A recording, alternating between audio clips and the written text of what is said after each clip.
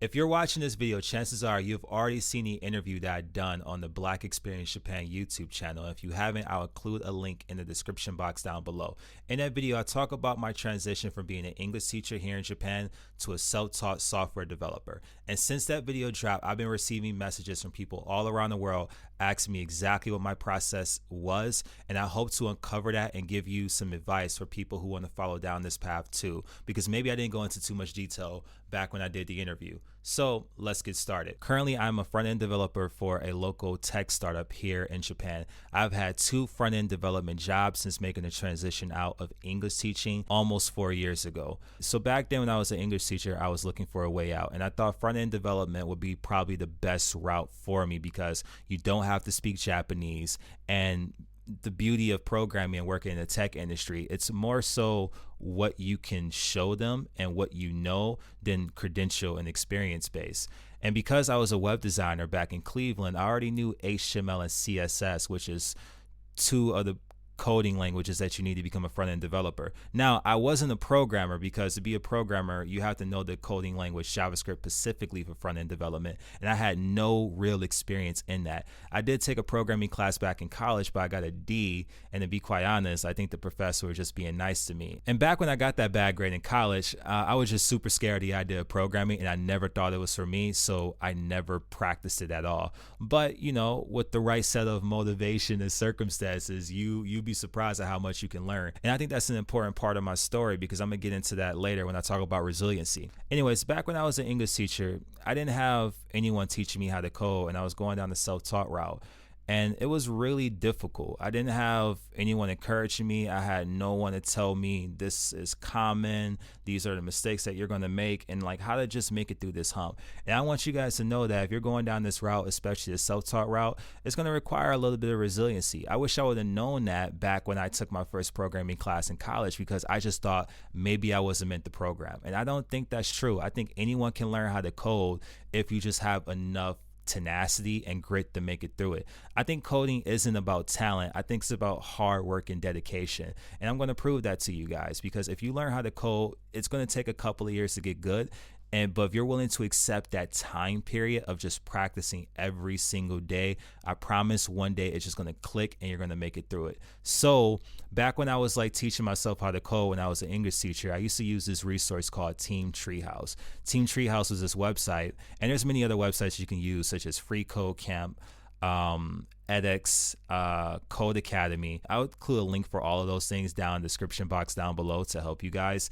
And you don't have to use these resources. These are not at all endorsements, but these are the things that I use. And I used to watch these videos every single day and practice along with the instructor until I got better at understanding the concepts, and then I will move on to building my own projects. And that was the best part. And that is one of the most important parts. If you're taking these tutorials and you're going down a tutorial route, be sure to like go off independently and build projects for yourself and upload those projects to your GitHub. When you're looking for a job, employers want to see that you have an active GitHub history and that you're truly passionate about software development. And to prove that to them, they want to see you consistently uploading new projects. And those projects can be anything you want. It can be something that you're passionate in. It can be a series of several small projects or one big project that have all of these different concepts to prove what you know. And that's important because in this industry, it's not your credentials. It's not your credentials. It's not your college degree. It's largely just what you know and what you can prove to them. So I did this thing called the 100-day challenge. There's a website dedicated towards it. I'm not the one that invented it. The website, I don't think you really need to check out, but I'll also include that in the description box down below. Basically, you just set a bunch of parameters up front and define what you're going to do every single day for 100 days, and then just follow along and commit to it with no mistakes. And that's what I did. Like I promised myself that I would sit down and I would write code at least 1 hour a day, every single day. Now, most of those days I did more than that. I wrote code for 1 hour, but I would read books and watch tutorials for additional hours. And I kind of like immersed myself into coding. Like my whole entire world for those months was coding. And if you're going to go down the self-taught route, I would highly recommend that as well. I used to watch podcasts, YouTube videos, read books, articles, anything that I can possibly do to like basically force myself to understand this topic that was so foreign to me. And it's going to be uncomfortable at first, but just know that over time you're going to get used to it, and then eventually it's going to click. And I promise you, if you stick with it, especially for 6 months, eventually you're going to start being like, okay, the things are starting to connect in my brain. And one thing I learned just by teaching myself a lot of different things would be, because previously, before I learned how to code, I was a photographer, I was a designer, I used to produce music and like record rappers and stuff, is that you want to immerse yourself into the topic pretty significantly.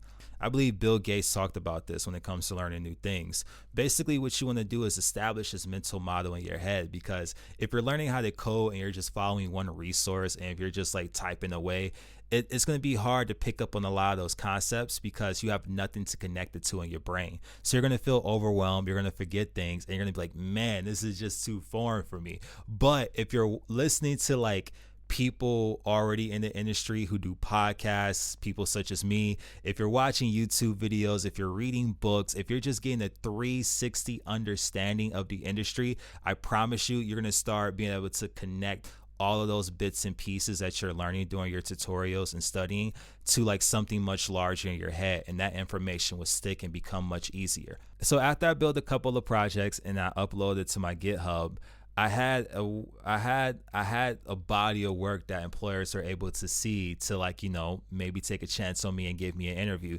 So I started applying for jobs, and luckily I got interviewed at a company here in Tokyo. Now, we are going through the interview process. Most of these companies will give you some sort of like coding tests. If you're going for the more of the advanced jobs, it's going to be algorithm based.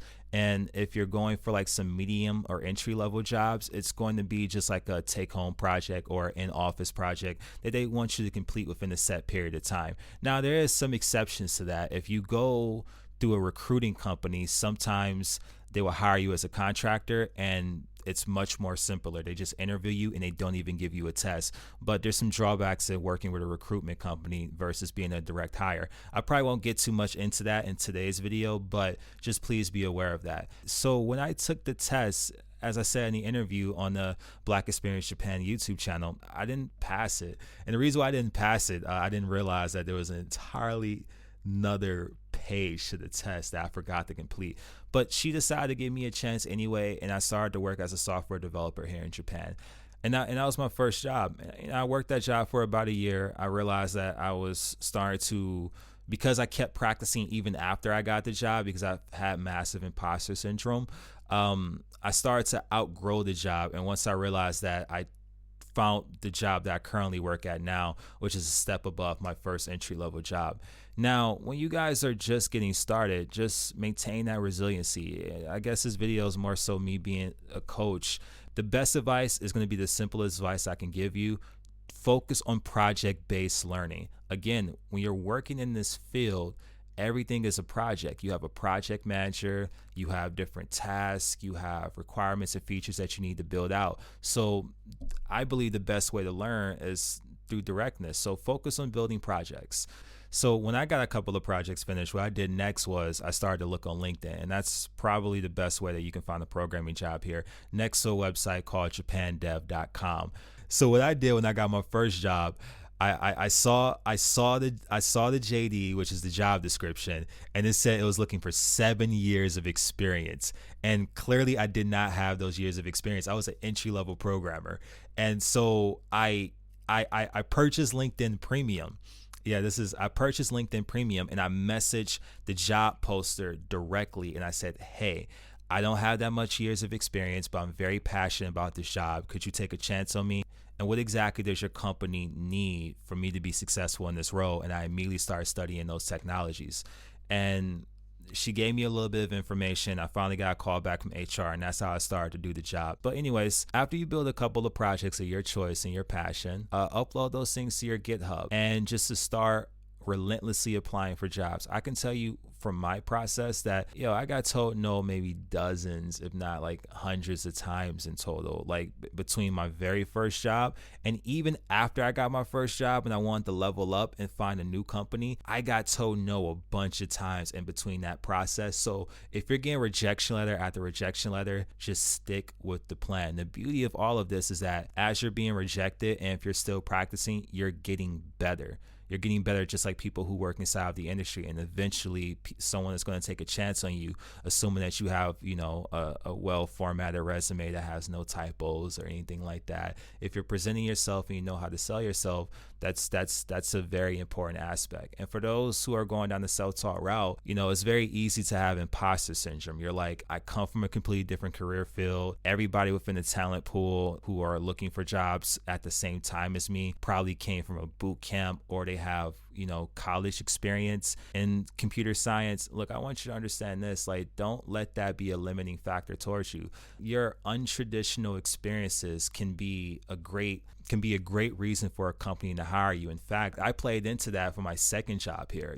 I told them straight up when I walked into the interview, like, look, chances are the people on your team all come from a computer science and a programming background. I come from a marketing and design background, so I can see the problem differently than everybody else inside of this room. And having me on your team, I gotta be honest, I'm probably not the best programmer that you can ever hire, but I'll provide you a different yet valuable perspective that can help you build a better product. And they took me up on that pitch. Of course, I said some more stuff, but that's pretty much the crux of the pitch. They took me up on it. So if you're coming from an English teaching role, or you have all of these different experiences in your past life in a different country, leverage those, because when you become a software engineer, 50% of the job is coding, but the other 50% of the job is your soft skills. Those are your time management, project management, people skills, emotional intelligence, leadership skills. All of those things that you develop in that non-traditional path, such as English teaching, will become hyper relevant, and learn how to sell that, because it's perfectly fine to come from a different perspective. In fact, I think it makes the industry a better place, because it brings people from all different backgrounds, and we're able to tackle and analyze these different projects and problems from many different perspectives, which is very valuable to a team and an organization and the end user ultimately. So this is just a loose, unscripted video of certain things just to be aware of when you get into the software industry. I just want to leave you guys with a couple of resources down below, and also encourage you guys to keep going.